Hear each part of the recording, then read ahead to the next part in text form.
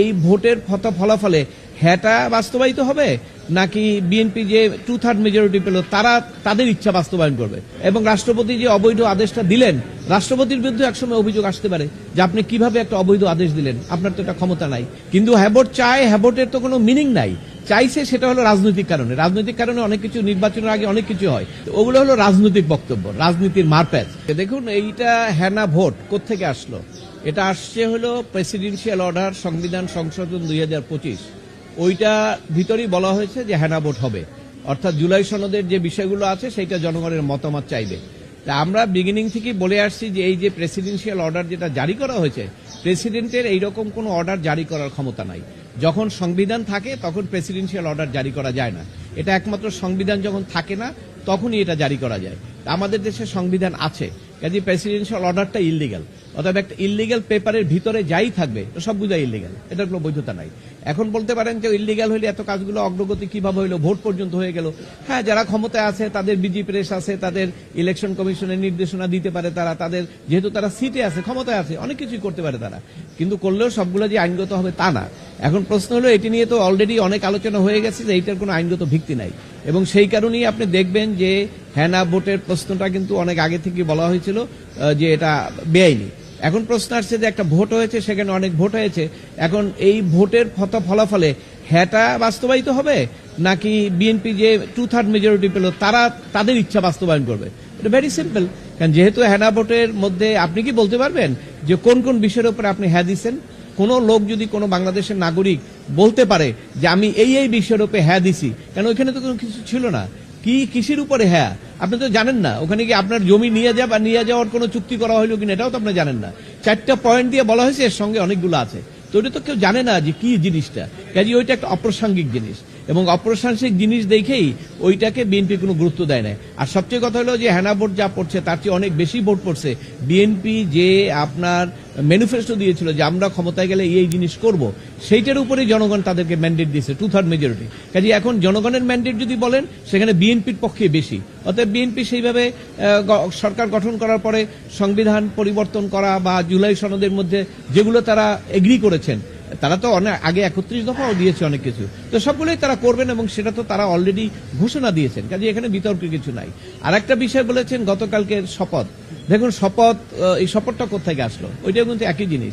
শপথটাও আসলো জুলাই সনদ, সংবিধান সংস্কার 2025 আদেশ যেটা করা হয়েছে, ওইটার ভিতরেই অনেক কিছু বলা হয়েছে। তার মধ্যে এক জায়গা আছে যে এখানে নাকি কনস্টিটিউয়েন্ট মেম্বার হিসেবে একটা ভোট হবে, এবং সেই যে ভোটটা হবে ওই ভোটটাই ধরে হবে কনস্টিটিউয়েন্ট মেম্বার। উনি সংসদ সদস্য হবেন, কনস্টিটিউয়েন্ট মেম্বারও হবেন, এবং সেখানে বলা আছে কনস্টিটিউয়েন্ট মেম্বাররা বসে তারপরে তারা সংবিধান চূড়ান্ত করতে পারবেন, সেইটা কেউ চ্যালেঞ্জ করতে পারবে না। এখন যেখানে আপনার ওই আদেশটাই অবৈধ, অথবা ওটার ভিতরে কি কি আছে এটা তো কোনো অপ্রাসঙ্গিক। এবং বিএনপি তো সেই কারণে যথার্থই যখন আপনার শপথ নেবে এই গণতন্ত্র নির্বাচনের পরে, আপনি কি কোনো বলার সুযোগ আছে যে আমি সংবিধানের বাইরে একটা কাজ করব? কারণ এটা তো জুলাই, আগস্ট, সেপ্টেম্বর না, তাই না? তখন তো দেশ পরিস্থিতি অন্যরকম ছিল। এখন তো আমরা গণতান্ত্রিক পদ্ধতিতে, সাংবিধানিক পদ্ধতিতে আছি। যাই করব আমাকে সংবিধান অনুযায়ী করতে হবে। এখন ওই সংবিধানে এইরকম কোনো শপথের বিধান নাই, যার ফলে বিএনপি বলছে যে এরকম কোনো শপথের সুযোগ নেই, আমরা কেমনে করব? এখন বলতে পারেন যে অন্যরা তো 2 দল করেছে, এটার ভিতরে রাজনীতি আছে। কারণ রাজনীতিক এমন মারপ্যাচ আছে যেটার কারণে এগুলো চলতেই থাকবে। কাজে ওই ব্যাপারে আমরা কমেন্ট করতে চাই না। আইনের ব্যাপারে আমি বলবো যে এইরকম আপনার সংবিধান সংস্কার পরিষদ করার কোনো বিধান, একটা সংবিধান থাকা অবস্থায় এইটার কোনো স্কোপ নাই, এবং সেই কারণেই ওইটাকে বিএনপি বলছে যে এটা ইললিগাল, এটা আমরা করব না। তবে আমরা সংবিধান পরিবর্তন করব, আর্টিকেল 42-তে যেভাবে হয় সেভাবে আমরা ভবিষ্যতে যা যা প্রতিশ্রুতি দিয়েছি আমরা সেটা করব। কারণ হলো, আপনি জানেন তারেক রহমান সাহেব কখন বলছে, একটু খেয়াল করেন। একটা দল থেকে আপত্তি এসছে যে বিএনপির পক্ষ থেকে হ্যানা ভোটের ব্যাপারে কিছু বলা হয় না। তা বাংলাদেশে তো নির্বাচনের আগে একটা রাজনীতি থাকে, কে কত বেশি ভোট পাবে, যার ফলে ওই কথা বলেছে, বলার পরে তারা রেসপন্স করছে, বলছে আমরা হ্যাভোট চাই। কিন্তু হ্যাভোট চায়, হ্যাভোটের তো কোনো মিনিং নাই। চাইছে সেটা হলো রাজনৈতিক কারণে। রাজনৈতিক কারণে অনেক কিছু, নির্বাচনের আগে অনেক কিছু হয়। দেখেন না, রাজনৈতিক কারণে নির্বাচনের আগে মন্ত্রী পরিষদও কিন্তু জামাত ইসলাম গঠন করেছিল, এবং বলেছিল যে আমেরিকাও নাকি জামাত ইসলামকে চায়। এগুলো অনেক রাজনীতি থাকে ভোট পাওয়ার জন্য। ওগুলো হলো রাজনৈতিক বক্তব্য, রাজনীতির মারপ্যাচ। ওই জায়গায় না দিয়ে আমরা যদি আইনের কথা বলি, তারেক রহমান বলছে হ্যানা ভোট দেওয়ার জন্য, দিচ্ছে, ভালো কথা। তো দিলে হ্যানা ভোটে কি আছে? সেটা তো ওই বিএনপি যেগুলো এগ্রি করেছে, বিএনপি তো ওটা বলেছে আমরা এটা করব।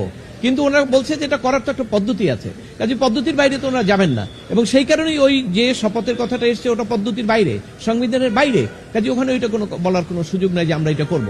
এবং তারা শপথ নিয়েছে সংসদে বসবে, সংসদে বসেই আপনার ওই হেনা ভোটের যে বিষয়গুলো আছে বিএনপি যেটা এগ্রি করেছে সেগুলো তো তারা অলরেডি ঘোষণা দিয়েছে আমরা করব, কাজে এখানে বিতর্কের কোনো সুযোগ নাই। আপনি বলেছেন যে এইটা মিনিংলেস আছে হেনা ভোটে, তাহলে এটা এই যে ভবিষ্যৎ আমি জানি না, বাংলাদেশ তো একটা সব সম্ভবের দেশ, এমন এক সময় আসতে পারে যে যারা এই একটা অবৈধ আদেশ দিয়ে সরকারের অনেক অর্থ খরচ করেছেন এটার জন্য একটা ইনকোয়ারি হতে পারে, এবং রাষ্ট্রপতি যে অবৈধ আদেশটা দিলেন রাষ্ট্রপতির বিরুদ্ধে একসময় অভিযোগ আসতে পারে যে আপনি কিভাবে একটা অবৈধ আদেশ দিলেন, আপনার তো এটা ক্ষমতা নাই।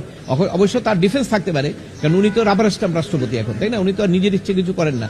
উনি যদি ওই ডিফেন্স নেয় যে আমি তো আসলে স্বাধীনভাবে কাজ করতে পারি না, তাহলে হয়তো উনি সেখান থেকে অব্যাহতি পাবেন। কিন্তু এই প্রশ্ন আসবে, কারণ একটা রাষ্ট্রের মূল পদে, রাষ্ট্রপতির পদে বসে থাকা অবস্থায় আপনি একটা অবৈধ আদেশ জারি করে দিলেন, এটা আলোচনায় আসবে না মনে করেন? আজকে হোক আজকে হোক একসময় আসবে, এবং এই আদেশের বলে যারা যারা এত টাকা খরচ করে এত কিছু করলেন, অনেক অনেক অনেক সাংবাদিক এবং অনেক এনজিও, বিদেশি সাপোর্টাররা তো ব্যাংক থেকে দেখছি অনেক টাকাও নিয়ে গেছে হেনা ভোটের প্রচারের জন্য, 1,20,00,000 50 লাখ, তাই না? তো এইগুলো একসময় না একসময় এগুলো আসবে, কারণ অবৈধ কাজ নিয়ে আপনি যাই করেন সেটা ভবিষ্যতে জবাবদিহিতার মধ্যে আসবে, হয়তো আজকে হোক বা কালকে হোক। সংসদে যখন সংবিধান পরিবর্তন হবে এবং সেই পরিবর্তনের ক্ষেত্রে দুই দল একত্রেও পরিবর্তন করতে পারে, বিএনপি একাও করতে পারবে, কারণ তার 2/3 মেজরিটি আছে।